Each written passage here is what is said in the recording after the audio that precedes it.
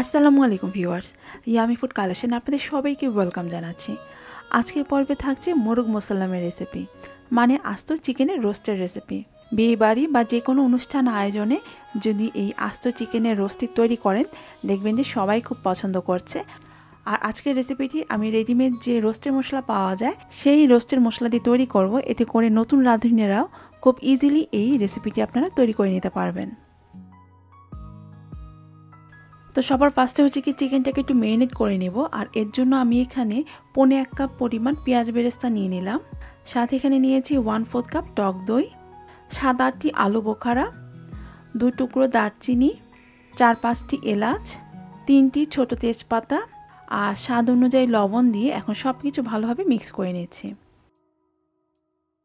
যেহেতু আস্ত মুরগি রোস্ট করব, সো আমি এখানে চিকেনটাকে মানে আস্তই রেখেছি। জাস্ট উপর থেকে এর স্কিনটাকে ফেলে ভালোভাবে ধুয়ে পানি ঝরিয়ে তারপর এই চিকেনের মাঝে এভাবে করে একটু কেচে দিয়েছি। চাকু দিয়ে এভাবে করে একটু ভালোভাবে দোনো পাশে কেচে দিয়েছি, যাতে করে মশলাগুলো এর ভিতরে ভালোভাবে ঢোকে। এখন টক দই পেঁয়াজ বেরেস্তার যে মিশ্রণটা আছে সেটা দিয়ে এই মুরগিটাকে ভালোভাবে মাখিয়ে নিচ্ছি। আর এই পা দুটাকে আমি একটা মোটা সুতার সাহায্যে এভাবে করে বেঁধে দিচ্ছি। এতে করে মাংসটা যখন রান্না করব তখন আর পা দুটা মানে ছড়িয়ে যাবে না, মানে শেপটা সুন্দর থাকবে। তো এইভাবে করে এই চিকেনটাকে আমি প্রায় 1 ঘন্টার মতো এক সাইডে রেখে দিয়েছি ম্যারিনেট হওয়ার জন্য। আর প্রথমেই বলেছি আমি আজকে রেডিমেড যে রোস্টের মশলা পাওয়া যায় সেই রোস্টের মশলা দিয়ে আজকে হচ্ছে রোস্টটা তৈরি করব। তো আমি এখানে একটি প্যাকেটের রোস্টের মশলা নিয়েছি। এখন এর মধ্যে 1/4 কাপ টক দই দিয়ে দিলাম, সাথে দিচ্ছি 2 টেবিল চামচ টমেটো কেচাপ আর কিছুটা পানি দিয়ে তারপর এই মশলাটাকে একটু ভালোভাবে মিক্স করে নিয়েছি। তো এই যে রোস্টের জন্য এখন মশলাটা রেডি। তো 1 ঘন্টা পর এখন হচ্ছে কি আমি মাংসটাকে ভেজে নিব। আর এর জন্য একটি পাত্রের মধ্যে আমি 1/2 কাপের মতো রান্নার তেল দিয়ে দিলাম। এখন আস্ত চিকেনটা ধরে এই পাত্রের মধ্যে দিয়ে দিলাম। সাথে যে এক্সট্রা মশলাগুলো ছিল সেগুলোও দিয়ে দিচ্ছি।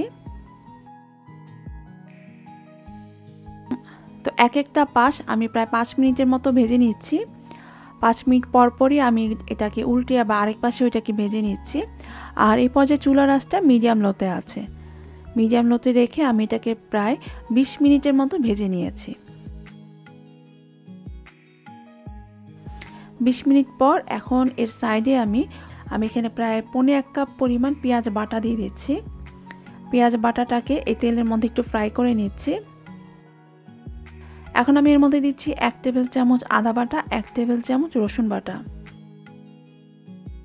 এগুলোকেও তেলের মধ্যে একটু ফ্রাই করে নিলাম। এখন আমি এর মধ্যে যে মশলাটা যে মিক্স করে রেখেছি সেই মশলাটা হচ্ছে এর মধ্যে দিয়ে দিচ্ছি। মশলাটা একদিক থেকে তেলের মধ্যে এভাবে করে কষানো হবে, সেই সাথে আরেক দিক থেকে এই চিকেনটাও হচ্ছে গিয়ে রান্না হয়ে যাবে। আর মশলাটা যেন চিকেনের গায়ে ভালোভাবে মাখানো হয়, এই কারণে আমি সাইড থেকে মশলা নিয়ে চিকেনের মধ্যে বারবার করে মাখিয়ে দিচ্ছি।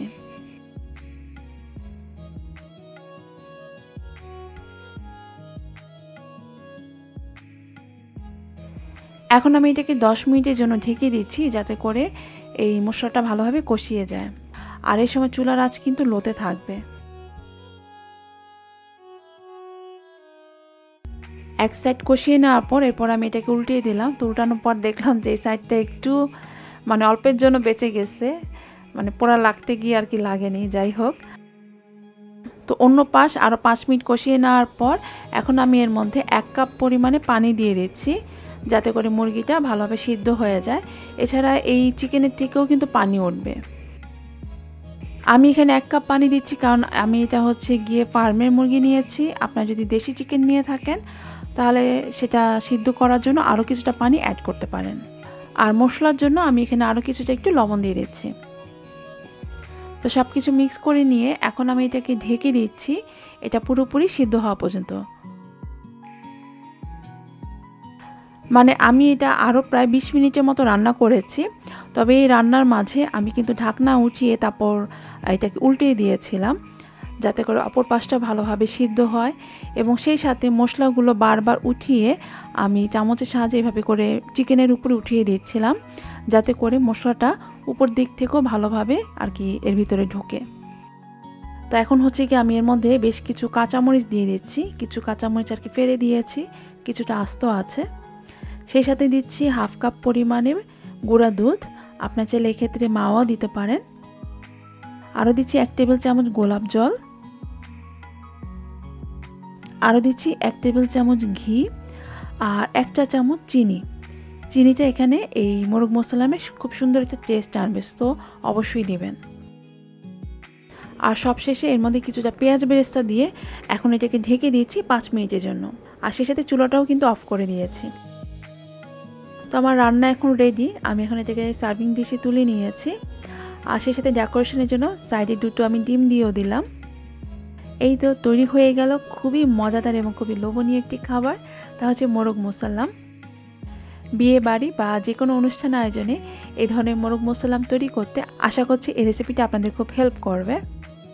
আমার আজকের রেসিপিটি আপনাদের কেমন লাগলো তা কিন্তু কমেন্ট সেকশনে অবশ্যই জানাবেন। আর যারা ফেসবুক থেকে আমার ভিডিওটি দেখছেন প্লিজ পেজে একটি লাইক দিয়ে দিবেন। আর যারা ইউটিউব থেকে দেখছেন প্লিজ চ্যানেলটি সাবস্ক্রাইব না করে থাকলে এখনই চ্যানেলটি সাবস্ক্রাইব করে ফেলুন। সো আজকের মতো আমি বিদায় নিচ্ছি। সবাই খুব ভালো থাকবেন। আল্লাহ হাফেজ।